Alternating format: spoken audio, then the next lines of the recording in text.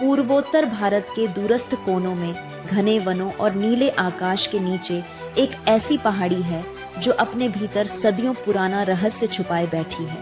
यह कोई साधारण स्थान नहीं, यह वह भूमि है जहां देवी शक्ति स्वयं विराजती हैं, न केवल मूर्ति में बल्कि चेतना के रूप में। कहते हैं जब रात्रि का अंधकार गहरा होता है तब इस पहाड़ी पर एक मृदु कंपन महसूस होता है, जैसे स्वयं देवी अपनी उपस्थिति का संकेत दे रही हो। यह वही स्थान है जहां भक्ति और तंत्र का संगम होता है, जहां सौंदर्य और शक्ति एक साथ सांस लेते हैं। यही है त्रिपुर सुंदरी शक्तिपीठ, त्रिपुरा की पवित्र भूमि पर स्थित वह दिव्य स्थल जहां देवी सती का दायां चरण गिरा था।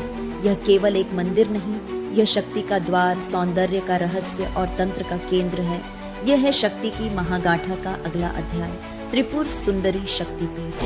कहानी शुरू होती है उसी अमर गाथा से जब सती ने अपने पिता दक्ष के यज्ञ में अपमान सहकर आत्मदाह कर लिया। शोक से व्याकुल भगवान शिव उनके जलते हुए शरीर को लेकर ब्रह्मांड में तांडव करने लगे। उनके नृत्य से दिशाएं कांप उठी, सृष्टि का संतुलन डगमगा गया। तब भगवान विष्णु ने अपने सुदर्शन चक्र से सती के शरीर को 51 भागों में विभाजित किया। कहा जाता है कि देवी का दायां पांव इसी भूमि त्रिपुरा में आ गिरा। उसी क्षण यह भूमि देवी शक्ति के तेज से आलोकित हो उठी और बन गई त्रिपुर सुंदरी का दिव्य निवास।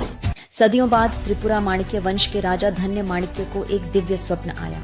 देवी ने आदेश दिया, मेरे रूप को छिटगांव से लाओ और उस पहाड़ी पर स्थापित करो जो कछुए के समान दिखाई देती है।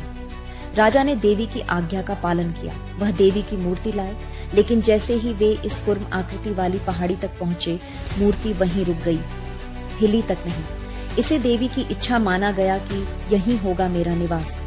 और फिर 1501 ईस्वी में देवी त्रिपुर सुंदरी ने इसी स्थान पर अपने दिव्य रूप में विराजमान होकर इस भूमि को अमर बना दिया। आज यह मंदिर माता बाद्दी के नाम से प्रसिद्ध है, एक ऐसी जगह जहां हर पत्थर देवी की ऊर्जा से स्पंदित है। मंदिर की बनावट बंगाली शैली की एक रत्न वास्तु पर आधारित है, पर इसका हृदय तंत्र की परंपरा में धड़कता है।